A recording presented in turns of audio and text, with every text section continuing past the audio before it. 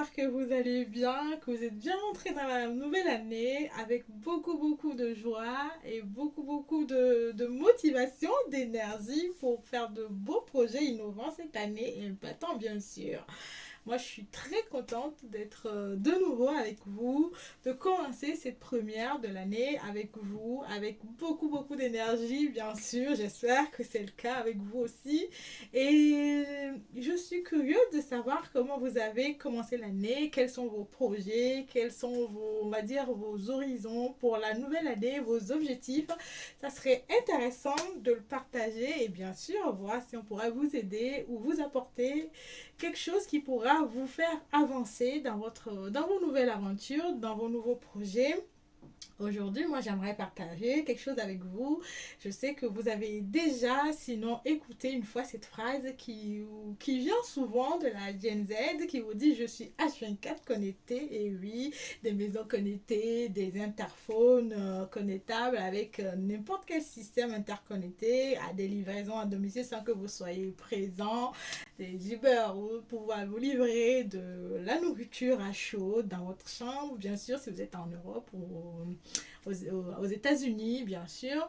Et on se pose peut-être pas souvent la question, s'il y avait un risque, s'il y avait un prix, un cas de faille à payer concernant ces systèmes interconnectés et hyper, on va dire, hyper performants, mais qui à l'intérieur est un peu plus fragile que ce qu'on présente la plupart du temps. Et bien oui, bienvenue sur la chaîne Cost Service Déploie, la chaîne où on vous parle de l'IA, de cloud, de l'automatisation et des défis de demain, les amis. Si ça vous intéresse de tout savoir, c'est maintenant, abonnez-vous et surtout ne ratez pas nos vidéos pertinentes qu'on fait pour vous, les amis. Et oui, les systèmes interconnectés, pour ceux qui ne le savent pas déjà, ou pour ceux qui n'ont jamais eu l'opportunité peut-être de comprendre la chose, on va un peu brosser cela. Un système interconnecté, c'est un peu, prenons l'exemple par là, Netflix, oui. Je suis quasiment sûre que si on prend la population ou la Terre entière, il y a au moins 70%, si je ne m'avance pas trop, de personnes qui ont un compte Netflix ou qui ont déjà eu un compte Netflix. Vous avez votre identifiant que vous rentrez qui vous permet d'accéder à d'autres services, d'autres contenus de vidéos de Netflix. C'est ça les systèmes interconnectés où vous avez plein de services qui sont liés entre elles pour délivrer une solution de A à Z à l'utilisateur final. C'est ça. Si cela ne vous parle toujours pas, je prends un exemple très pertinent qui est les mails. Oui, aujourd'hui, on a plein d'IA qui permettent d'analyser les mails, de les rédiger et de pouvoir répondre et même booker les réunions. Oui, si ce n'est pas le cas, les amis, il est temps que vous vous informez sur l'IA, le cloud et l'automatisation parce que franchement, vous loupez des belles choses. Donc, si ces systèmes-là, c'est ce qu'on appelle des systèmes interconnectés qui se sont très amplifiés à l'ère de l'IA. Et aujourd'hui, on remarque, ou sinon, il y a trois failles qui reviennent souvent, dont nous allons discuter. La première, c'est l'effet cascade. Qu'est-ce que j'appelle par l'effet cascade? C'est-à-dire que dès que vous touchez un service qui tombe en panne, tous les autres ne fonctionnent plus. C'est-à-dire tous les autres sont carrément à la ramasse parce qu'il y a un système cœur ou un service cœur qui n'est plus fonctionnel ou qui ne répond plus comme on s'attend à ce qu'il répond. Oui, c'est ça, le système cascade. Ou sinon, si vous avez déjà joué une fois au Lego, oui, c'est un peu comme un Lego. Dès que vous retirez une carte, tout s'écroule, tout s'effondre, le château tombe par terre et vous n'avez plus rien en cas d'incident qui fonctionne comme service. Et c'est malheureusement loin, on va dire, l'une des premières failles de ces systèmes interconnectés. Et bien sûr, en tant que Miss Expert Automatisation plus de 8 ans, j'ai peut-être une astuce ou une méthode qui pourra bien vous sauver, en tout cas, qui pourra vous sauver si vous êtes, ou si vous êtes, on va dire, vous rencontrez ces genres de problèmes liés au système interconnecté. La première chose que je vous conseillerais de faire, c'est d'introduire rapidement la notion de microservice ou sinon, si c'est plus parlant pour vous, la notion modulaire. C'est-à-dire qu'il faut que chaque service arrive à être autonome et en même temps dépendre des autres services. Oui, c'est possible les amis, c'est possible les amis, c'est possible, ne me dites pas non.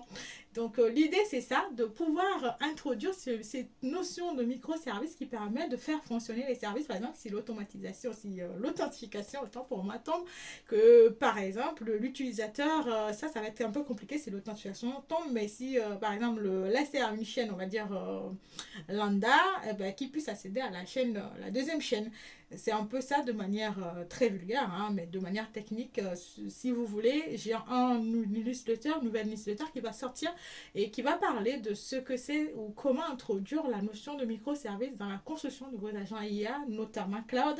Et ça va vous permettre de bien comprendre la chose et de savoir de quoi je parle, les amis. Et oui.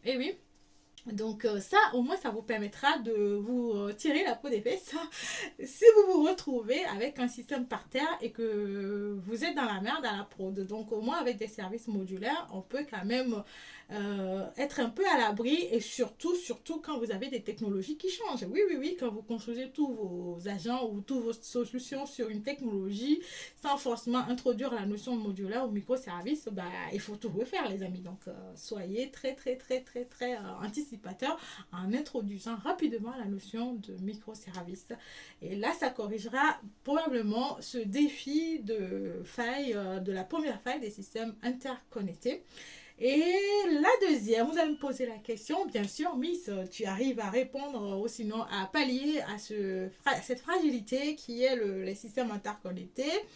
Maintenant, si on se retrouve avec un système qui est très hyper connecté, mais et qu'on se fait attaquer, cela ne résout pas le problème. Oui, vous avez raison, les amis, cela ne résout pas les problèmes. Malheureusement, la deuxième faille ou les deuxième et troisième faille des systèmes interconnectés, c'est le fait que la surface d'attaque et la dépendance est infinie. Donc, l'hacker a de quoi s'amuser. Et l'idée, c'est quand même de vous dire que, par exemple, je prends un exemple aussi concret qui va vous parler.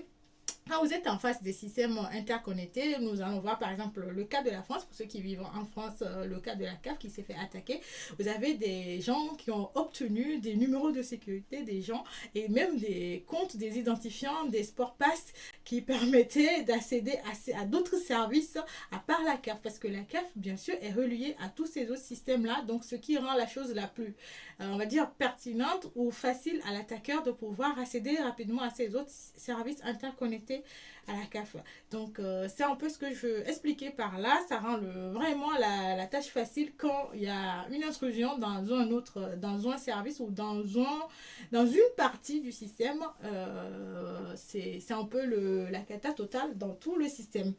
Et oui, donc, ce qu'il faut faire à ce niveau-là, quand vous vous retrouvez avec des systèmes interconnectés, c'est qu'il faut quand même prendre le temps de bien penser votre architecture, d'introduire la sécurité, de bien l'implémenter pour ne pas se retrouver complètement, on va dire, comme le petit joujou de votre hacker qui pourra accéder à toutes les informations sensibles et importantes sans grand effort parce qu'il a pu craquer une seule partie du système. Et la deuxième, on va dire, le deuxième conseil que je donnerais, c'est peut-être voir comment rendre de manière autonome aussi également un peu plus les accès. C'est-à-dire que ne pas permettre à quelqu'un qui a accès à un service A d'accéder automatiquement à tous les services. Bien conditionner les critères, les rôles, les accès de vos utilisateurs. Comme ça limite un peu la surface d'attaque en cas d'attaque. Voilà. Donc, dites-moi, qu'est-ce que vous pensez de cette thématique? Je suis restée un peu en surface pour ne pas vous noyer totalement avec tout ce qui est technique, aspect technique et aspect fonctionnel. Donc, si cela vous intéresse, dites-moi si vous avez besoin que je rentre en profondeur, que j'explique un peu mieux c'est quoi un système interconnecté, comment ça se construit, comment le gérer, comment l'administrer, comment mettre des garde-fous pour pouvoir être à l'abri en temps d'attaque. Et je rappelle que les 3 failles qui sont concernées par les systèmes interconnectés, c'est l'effet en dépendance, c'est-à-dire l'effet cascade, c'est-à-dire dès qu'un service ne fonctionne pas, c'est un peu tout le système qui est à terre. Et le deuxième, c'est qu'on a une surface d'attaque très infinie, donc dès que l'attaquant arrive à avoir une partie, il peut facilement attaquer tous les autres. Ce qui laisse un peu à désirer, parce que ces systèmes sont quand même un peu vendus comme hyper performants, donc fragiles de l'extérieur, mais fragiles de l'intérieur plutôt et hyper performants à l'extérieur. Voilà, donc il faut faire attention. Dites-moi, et vous, avez-vous déjà mis en place un système interconnecté? Qu'est-ce que vous avez pensé de cela? Est-ce que ça vous fait un peu peur le fait que l'IA amplifie ce phénomène qui fait qu'aujourd'hui, on peut accéder à tout un pays avec des requêtes, des demandes, et qu'en cas d'écroulement, on a tout le système qui tombe par terre? Et qu'est-ce que vous avez mis en place, bien sûr, pour échapper à cela? Est-ce que ça vous intéresserait de pouvoir en discuter avec nous, de partager vos astuces avec nous? Et bien sûr, à bientôt pour de nouvelles thématiques. Prenez le temps de vous abonner et surtout de regarder des contenus, les contenus très intéressants qu'on a réservés pour vous les amis. Et j'espère que d'ici là, vous allez me rencontrer de belles anecdotes, de beaux projets que vous avez déjà faits ou que vous avez envie d'entamer dans cette nouvelle année qui s'annonce pour moi très très très cloud, IA, automatisation. Et à bientôt pour une nouvelle rubrique. Au revoir les amis!